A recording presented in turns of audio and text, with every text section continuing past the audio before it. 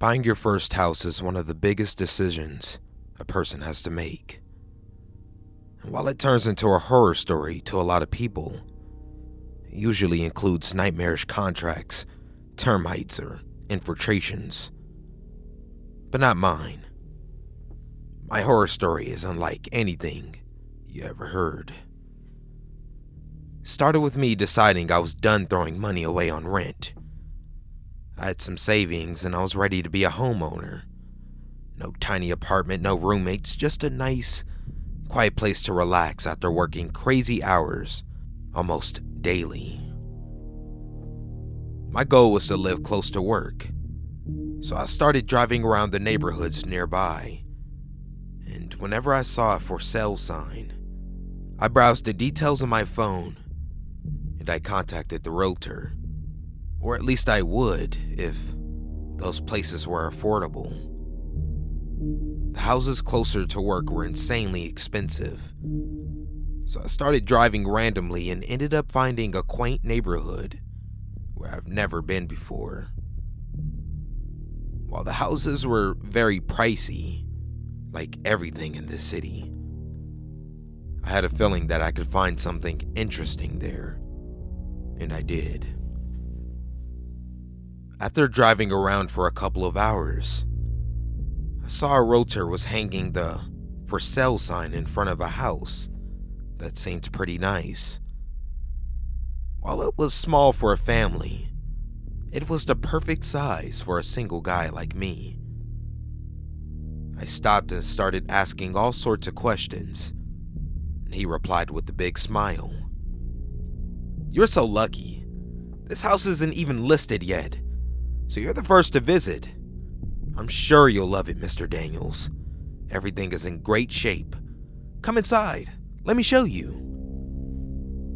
The house was indeed in great shape, both inside and outside. I mean, it needed a few minor repairs, but it was stuff like fixing 2 steps on the stairs or getting a new fence for the backyard. But all the important pieces of the house seemed perfect. And you won't believe the price. The realtor was almost more excited than me as he announced how incredibly cheap the place was. A small fraction of the price I expected, and certainly something I could afford. "Wait, why is the price so good?" I asked, trying to hold back my excitement. Something had to be wrong, right? "Well, the owners need quick money to buy a bigger one," he replied. Seemed reasonable, but still, they could list it for twice the price and it would still be cheap, I remarked. The realtor said, "Look, when Lady Luck comes to you, you just accept it," he replied, not smiling for the first time since our conversation started. His face then lightened up. "I mean, if you really want to pay twice the price, I won't stop you." Like every realtor, he was pushy and persuasive, but in a friendly way. He assured me that if I didn't make my decision immediately, other people would swarm in to buy it the very next day when it was listed, and the competition would certainly make the price go up.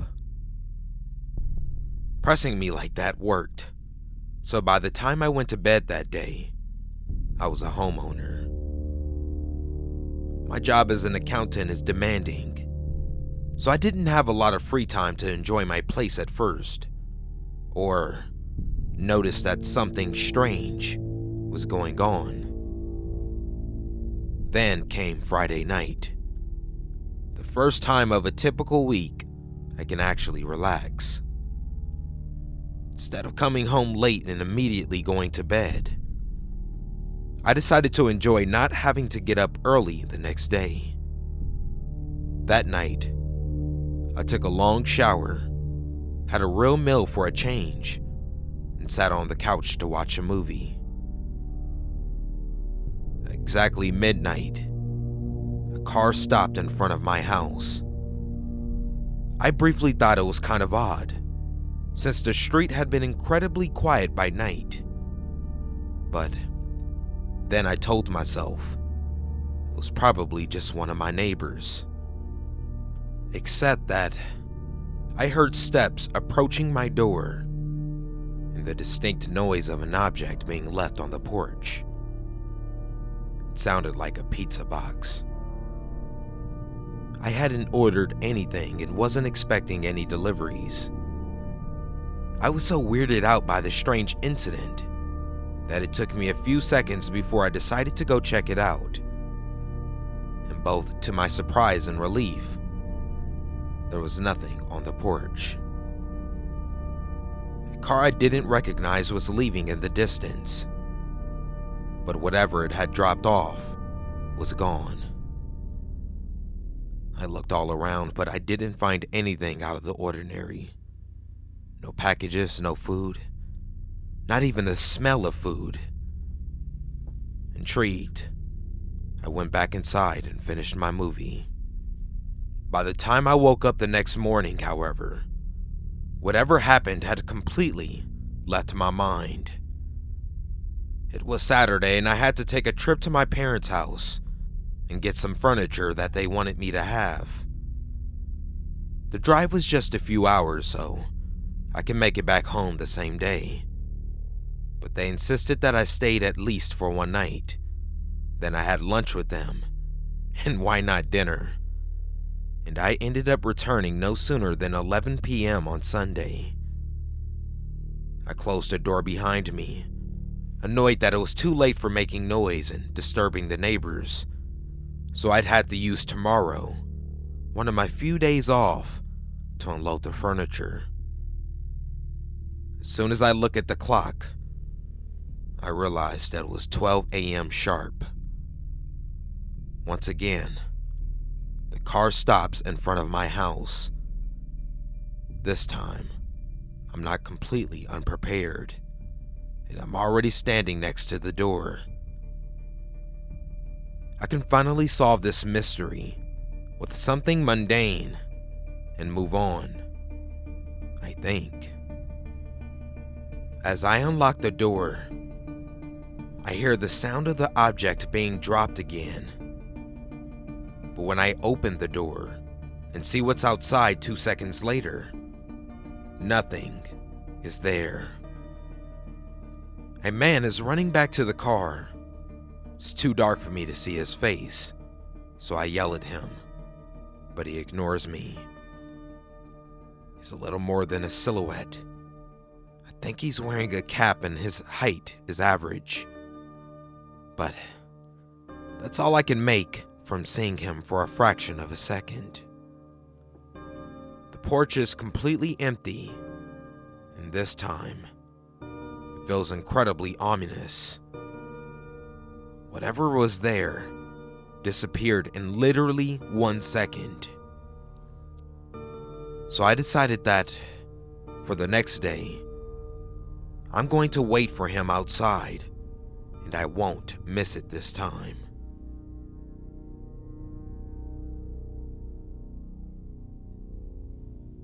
I spent Monday, my day off, making minor repairs around the house, installing new furniture, cutting the grass, stuff like that. I tried to make sense of the situation. Could it be a prank by the neighborhood kids to mess with the new homeowner? But it would be a lot of work to consistently execute the prank exactly when my clock hits midnight. Besides, how do they make whatever they drop in front of my house disappear? And it all happened so quickly and quietly. I'm sure some teenagers pranking their new neighbor would be loudly giggling or being loud somehow. I spent the whole day thinking about the moment I would confront the delivery guy. I didn't want to be aggressive to the guy. I just wanted to ask him what the fuck was going on and demand that whatever it was, he stops it.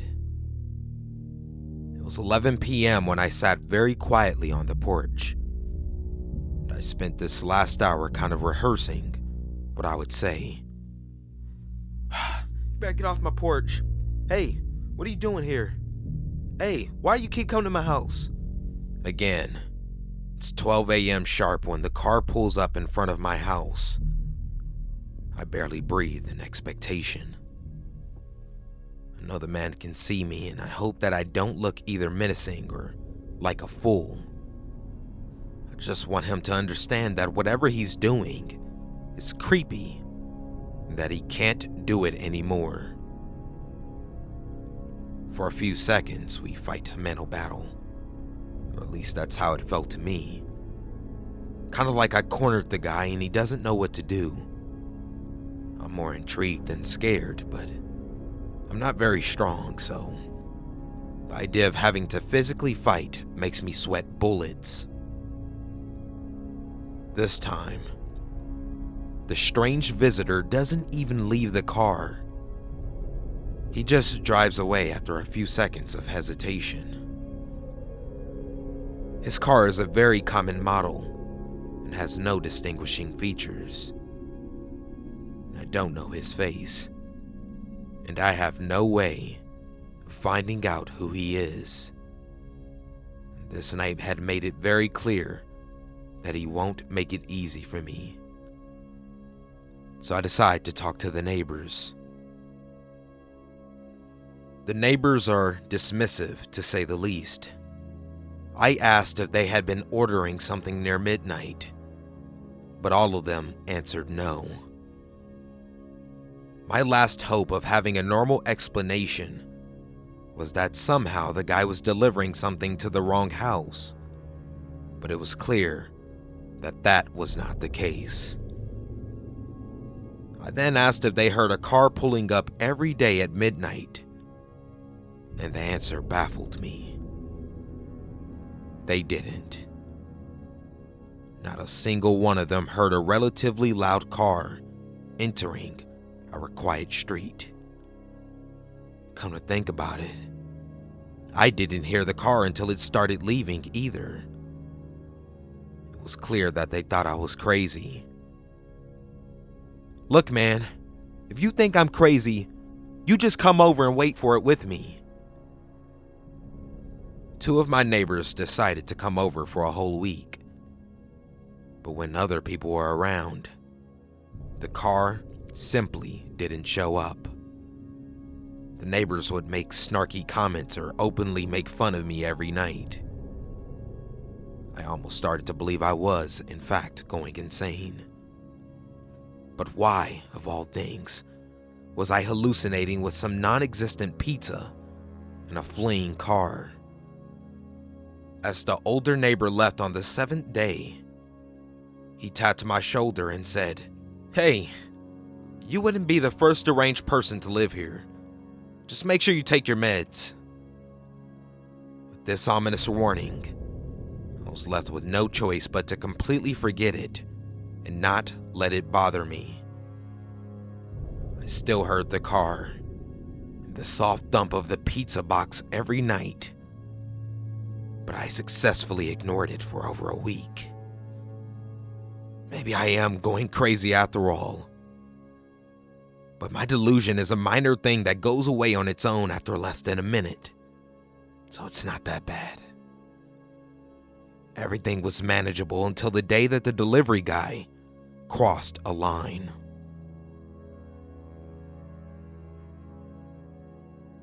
Before we continue on with this story, please listen to this message from our sponsor.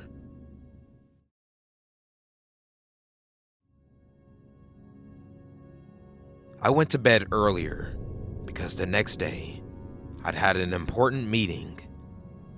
It was barely past 9 when I turned off the lights, and I fell asleep right away.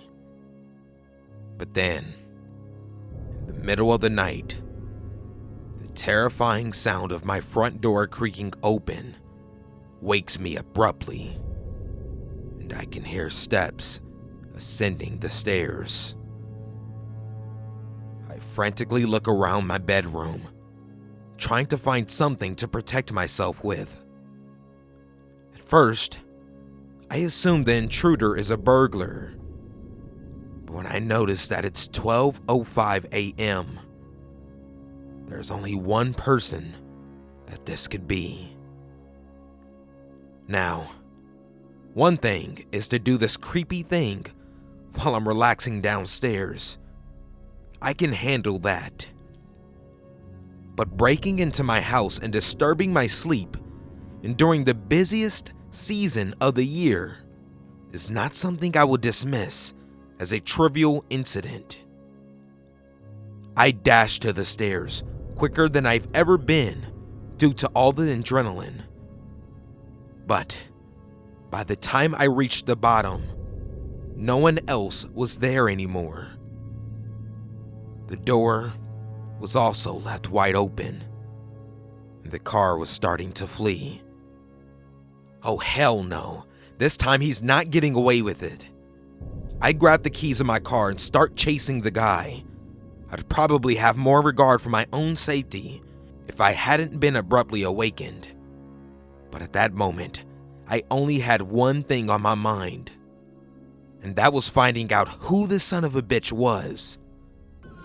I didn't care that I was still in my pajamas and wearing slippers despite the cold outside, or even if I had a big day at work ahead of me.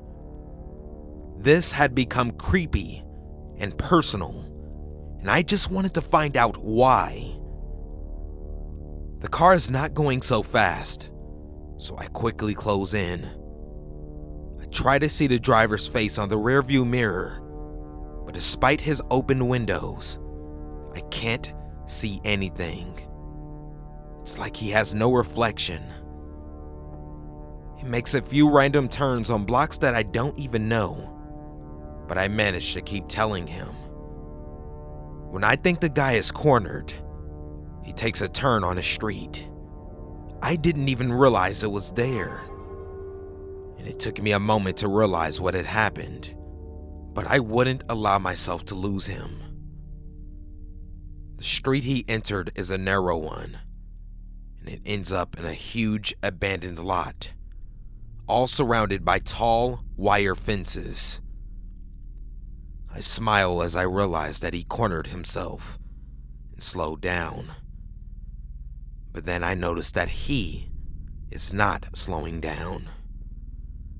As I start yelling that I don't want to hurt him, he throws his car against the fence. I close my eyes and scream in panic, terrified that I led the guy to either seriously injure himself or worse. But the sound of the crash never comes. Instead, the fence is intact and the car is nowhere to be seen. My mind starts to process the images I saw right before closing my eyes. And as unbelievable as it was, I am 100% sure that the guy in his car went through the fence like it wasn't there. It completely disappeared as it crossed to the other side of the fence. I don't know what the worst part was. The fact that I saw a whole car behaving like a ghost, or the fact that I didn't hit the brakes soon enough and that my car crashed against the fence. The first one was the only thing on my mind, so I barely noticed what happened to me until the police found me several minutes later. After making sure that I wasn't severely hurt and assuring me that the damages to my car didn't seem to be major, the policeman gave me a huge fine. I tried to explain what I was doing there in pajamas and slippers, but they watched me with pity and concern on their faces when I talked about a home invader that could go through fences. "You're having a rough night, pal. Let us give you a ride home, and please rest and take your meds properly, okay?" The older and most fatherly policeman put his hand on my shoulder. "If you still think you saw a ghost car by tomorrow, please give us a call, and we'll do everything to help you." Defeated, I did my best to sleep and focus on working the next day. My body was sore, but it was nothing compared to the terror I felt about the disappearing car. The very next day, I bought an expensive high-quality security camera from my front door to catch the intruder's face with detail, to finally identify him and put an end to this madness. Thinking back, I should have done that from the beginning, but despite being unsettled by it, I guess I wasn't taking the issue that seriously before he broke into my house. I was able to see him that same night, and I wish I hadn't. He approached the door with incredible speed, his joints making nearly inhuman movements. He was indeed holding a pizza box. When he approached my door and leaned to leave the box, I could see him closely. His face was nearly featureless. The cap covered it completely. But with that cam, I could perfectly see that he didn't have a mouth, like he was wearing a mask made of skin over his own skin. I was terrified by it, and I didn't want to chase that thing again. But there was a piece of useful information. His shirt had the logo of a pizza place, Pizza Mike's. I tried calling immediately, but they were already closed for the day. I barely slept that night and spent the whole day feeling a horrible uneasiness, like I had stumbled on something that I shouldn't had.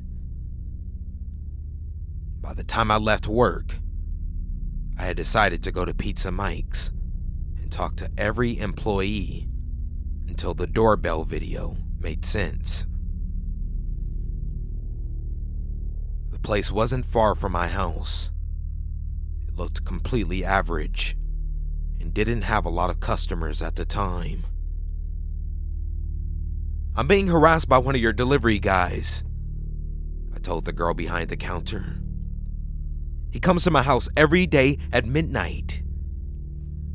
"I'm sorry, sir. Can you please give me your address so I can check it out?" I complied, and she typed it on the computer.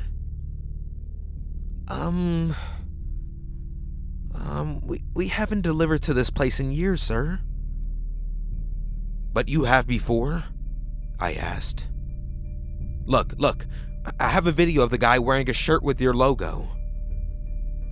"Yes, I can see at least 2 weekly orders from, let me see, 2006 to 2015, she replied.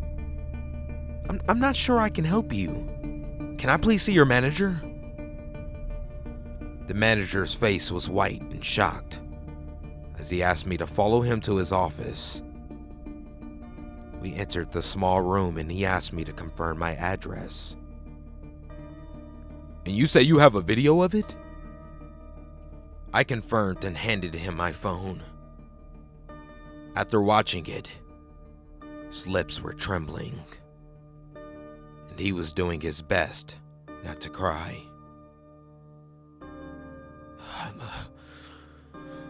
"The previous owners of that house was a regular here," he explained with a shaken voice. "She loved our pepperoni and pineapple pizza."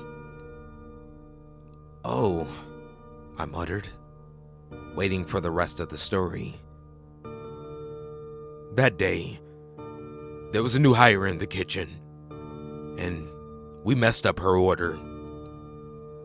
She was furious, more than it would be reasonable. She remarked that she was incredibly hungry and that we ruined her night.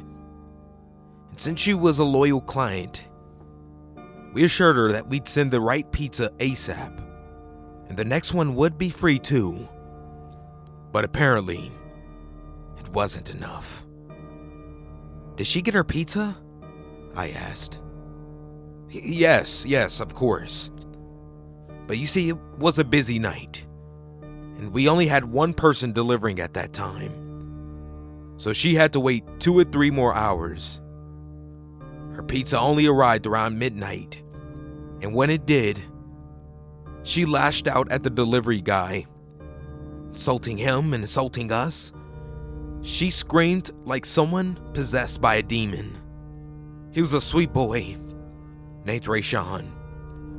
He had some mental issues, but he was very diligent and everyone liked him. His job was his life, though. He was always ready to defend Pizza Mike's, like one would defend their mother. So I assumed he fought back. He sure did.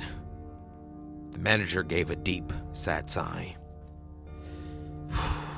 Eventually, he apologized and said he had to go and make some more deliveries. But she wasn't done being angry. So she took her car and chased him. I had a vague idea of how this would end. Rayshawn was nervous and made a wrong turn. So he ended up crashing against the fence of that empty lot on Washington Street. But she still wasn't done being angry. So she got out of her car and shot him 4 times. He died, of course. I gasped. She somehow was able to drive back home, and apparently she didn't like the neighbors either, because she shot 2 more people before realizing what she had done, and she ended herself. It was supposed to cause a commotion. A relative of hers owned the local newspaper, so it was mostly covered up. We only know what happened because Rayshawn had butt dialed us, and we could hear everything. Did she kill the neighbors too just because? I asked. Apparently, she couldn't stand the loud sounds, and they spent many nights outside playing music. After it, she entered her house, leaving the door wide open, and blasted her own head upstairs. It was a shit show. A lot of curious and worried people saw her dead body before the police came.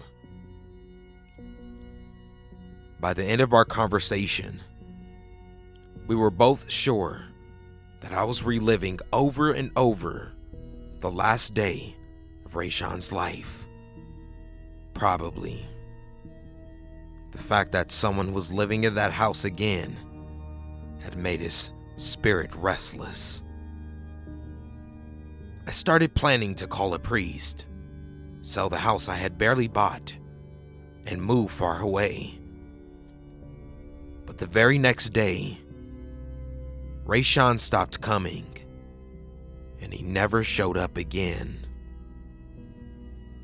I loved the house, so I eventually started to forget about it all and told myself that tragedies had happened everywhere at some point in the past, and that holding on to it would make my life unnecessarily more complicated. I pray for Rayshawn's soul, and even for the deranged lady, and I'm immensely grateful to whatever made it stop. Other than that, I don't think about it anymore. It was only when I found out about the manager's unexpected death from unknown causes that I remembered one of the things he told me. The new hire in the kitchen that day was me.